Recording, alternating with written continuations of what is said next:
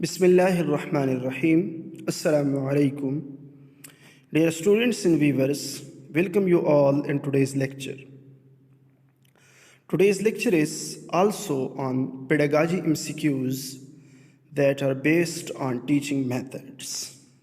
Lecture number 2 है आज.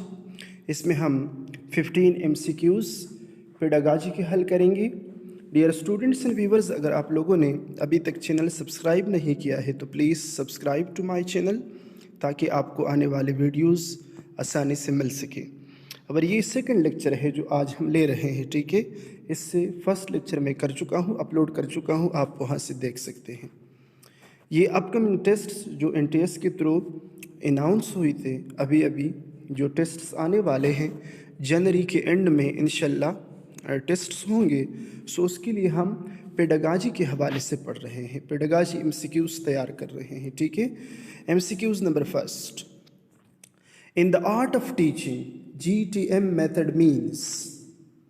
In the art of teaching GTM method means, ये एक मेथड है GTM जिसको कहते हैं. इसका मतलब क्या है?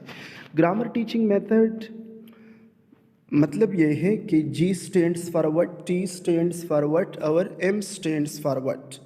ग्रामर टीचिंग मेथड ये ठीक नहीं है. ग्रामर टेक्निक इन मेथड ये भी ठीक नहीं है. Grammar translation method. Dear students, आप याद रखिए ये बहुत इंपॉर्टेंट MCQs है कि GTM means grammar translation method, ठीक है. ये एक मेथड है, लैंग्वेज टीचिंग मेथड है जिसमें हम फॉरेन लैंग्वेज को टीच करते हैं, ठीक है. इसके ज़रिए हम फॉरेन लैंग्वेज को टीच करते हैं. For example in case of us, हमारे लिए फॉरेन लैंग्वेज इंग्लिश है, ठीक है. सो हम जब इंग्लिश टीच करते हैं to the students at school level और यूनिवर्सिटी और कॉलेज लेवल, जहाँ पर भी हम टीच करते हैं, सो हम वो ग्रामर ट्रांसलेशन मेथड के थ्रू टीच कर सकते हैं, ठीक है. ग्रामर ट्रांसलेशन ये जो मेथड है, the basic purpose of this method is to give students vocabulary and rules of grammars, ठीक है, for the sake of translation, ताकि वो टारगेट लैंग्वेज को ट्रांसलेट कर सके, उनके साथ ये स्किल्स आ जाए, ठीक है. ये एक ट्रेडिशनल मेथड है. हम इससे अगला MCQs इस पे हल करेंगे. MCQs number 2. GTM methods is also GTM method. Please आप इसको करेक्ट करें, मेथड है, इसका नहीं है. GTM मेथड मीन्स और GTM method is also called traditional method, sophisticated method, Socratic method. None of these, इसमें ऑप्शन ए करेक्ट है. So GTM method means traditional method और इसका अनदर नेम है traditional method. MCQs number 3. Grammar translation method focuses on. अब इसका focus क्या है? Foreign language teaching and translation. Dear students, grammar translation method focuses on foreign language teaching and translation. That how to teach foreign language, like for example in case of us, English is a foreign language, ठीक है. हमारे लिए English क्या है? एक foreign language है. So how to teach foreign language and how to translate foreign language in local languages. जिस तरह के हम क्लासेस में ट्रांसलेट करते हैं फॉरेन लैंग्वेज को, इंग्लिश को हम ट्रांसलेट करते हैं उर्दू लैंग्वेज में. सो ये क्या है? ये ट्रांसलेशन हम किसके थ्रू कर रहे हैं?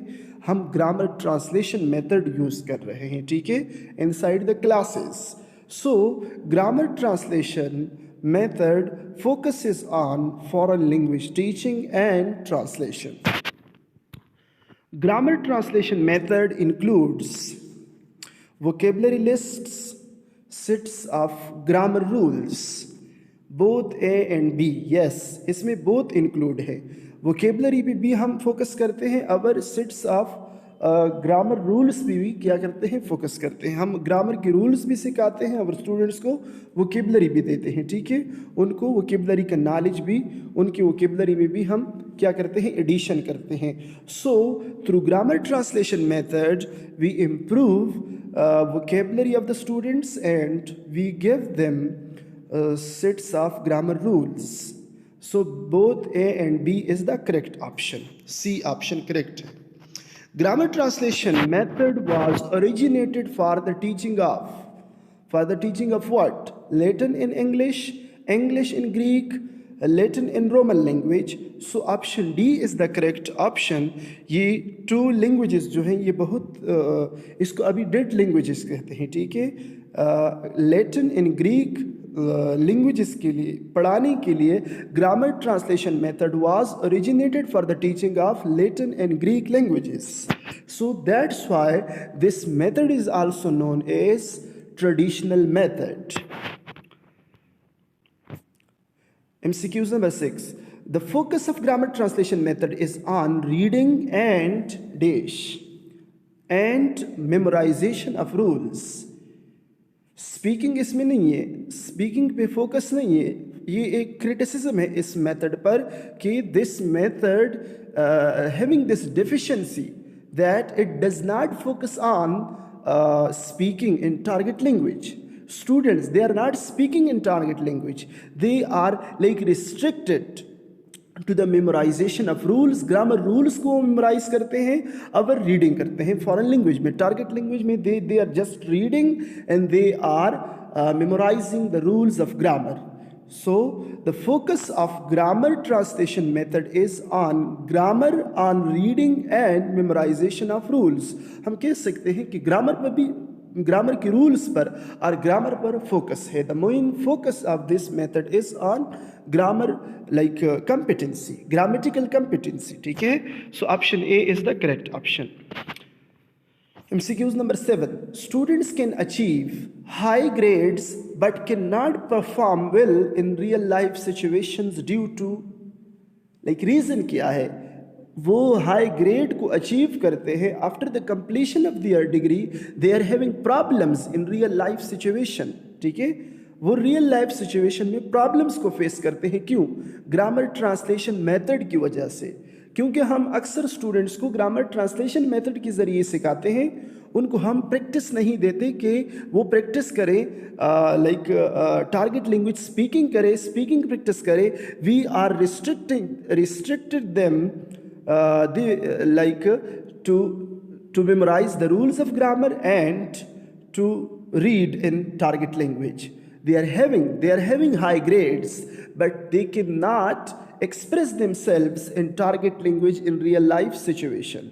So ये problem basically grammar translation method की वजह से है, ठीक है. MCQs number 8.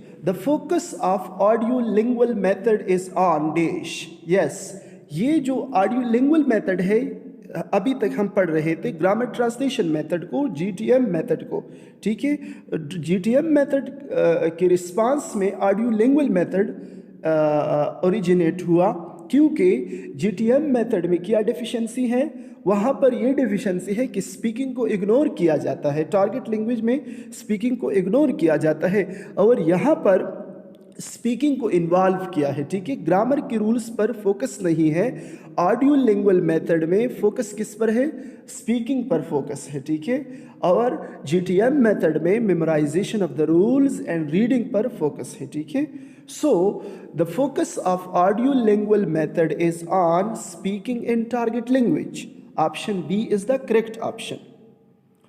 The audiolingual method is also known as DASH, army method. Yes, option A correct है.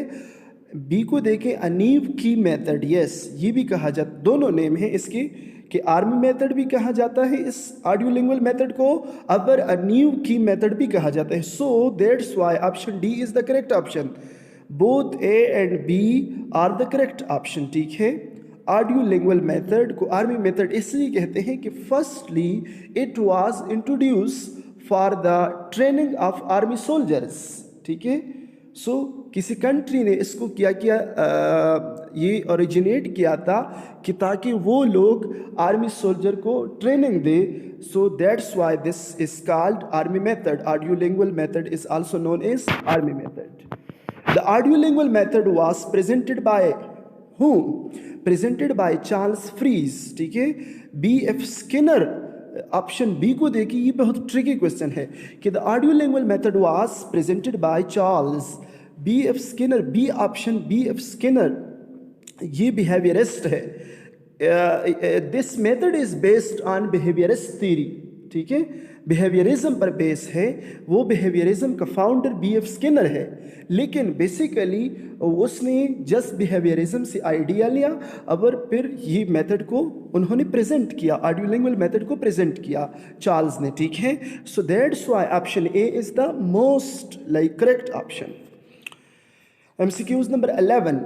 Questions answer method is also called question answer method.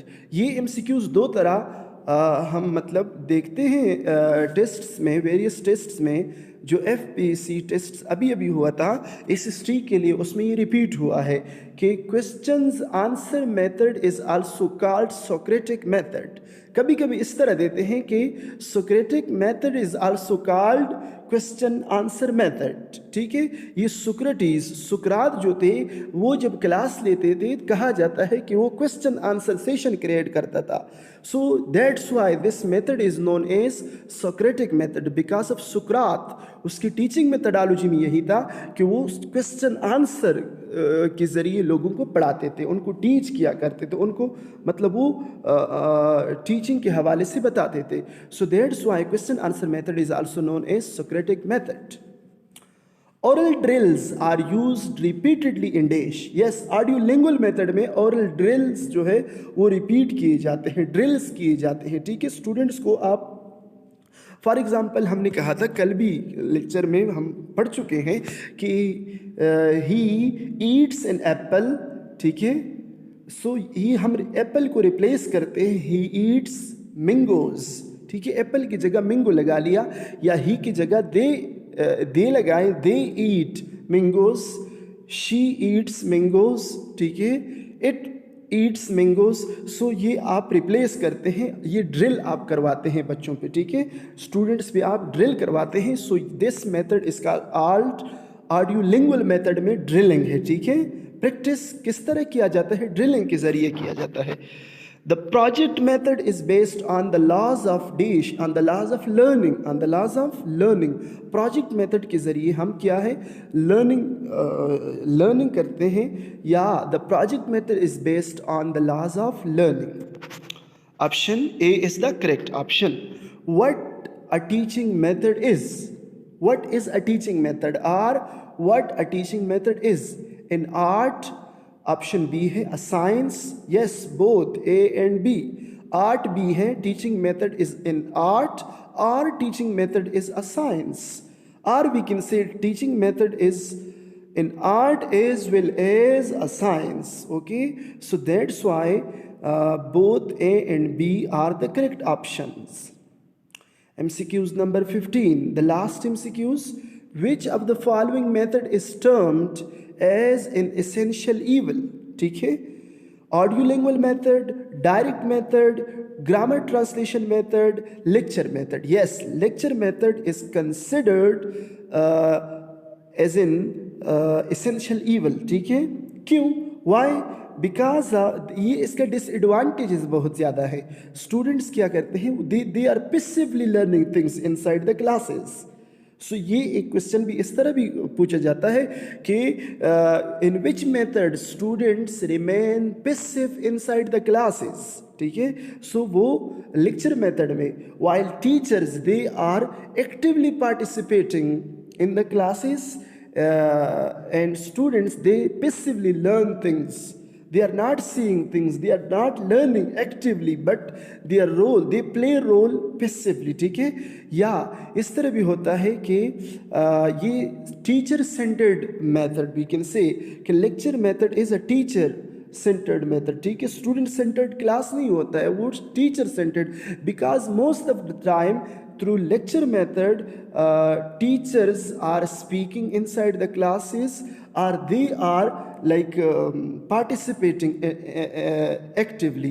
So that's why this method is called an essential evil, okay, in the art of teaching methodology. So dear students, we have learned grammar translation method, audiolingual method, इसी तरह ये जो project method है, project method and lecture method, ठीक है। Advantages and disadvantages of all these. Thanks for watching, subscribe to the channel. अस्सलामु अलैकुम।